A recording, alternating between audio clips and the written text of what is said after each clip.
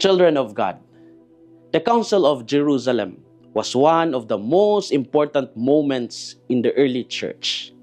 It was triggered by a serious conflict about whether Gentile converts needed to follow Jewish laws, especially circumcision. Some believers insisted that these traditions were necessary for salvation. This created tension between Jewish Christians and Gentile converts.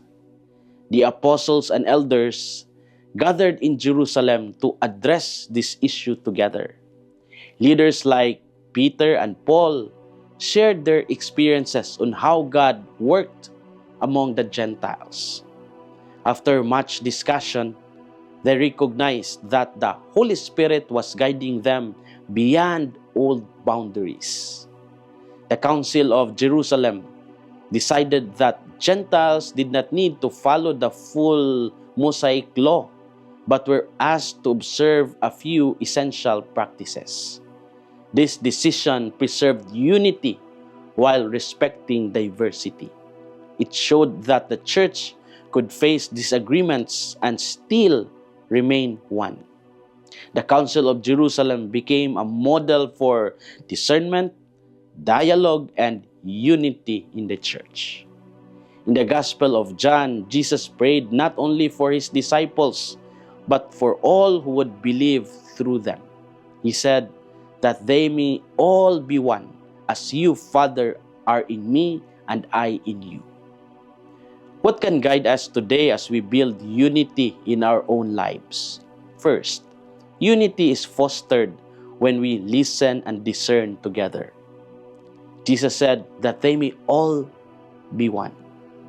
This is an expression of a deep desire for unity among his followers. This unity was not automatic, but required openness and understanding. The Council of Jerusalem showed this process clearly. The apostles did not ignore the conflict, but faced it directly. They listened to different perspectives and sought the guidance of the Holy Spirit. Their unity came from shared discernment, not forced agreement. In our lives, disagreements are part of relationships, whether in family, in community, or church. Differences can arise. Yet unity is possible when we take time to listen and understand. When we invite God into our conversations, we find a way forward together. Unity is fostered when we listen and discern together. Second, unity is strengthened when we focus on what truly matters. Jesus said that they may be brought to perfection as one. Jesus pointed to a unity rooted in love and shared purpose. This is not uniformity, but about being united in what is essential.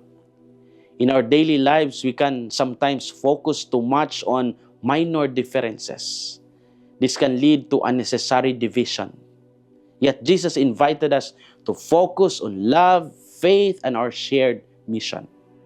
When we keep this at the center, unity becomes stronger.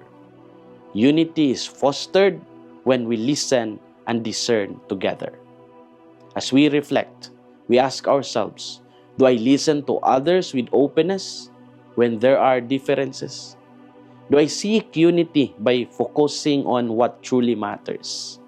Do I allow God to guide me in moments of conflict? Children of God, unity is possible even in the midst of differences.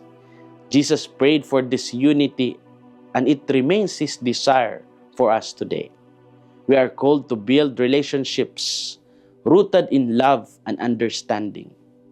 Differences do not have to divide us. Instead, they can enrich our community. This is Father Felmar, SVD, your Good News caster from Radio Veritas Asia, the voice of Asian Christianity, and may the Almighty God bless you, the Father, the Son, and the Holy Spirit. Amen. Thank you for watching and listening. Stay inspired every day with our daily reflections. Be part of our growing online community of faith and inspiration. Don't miss a single reflection. Follow us on our social media platforms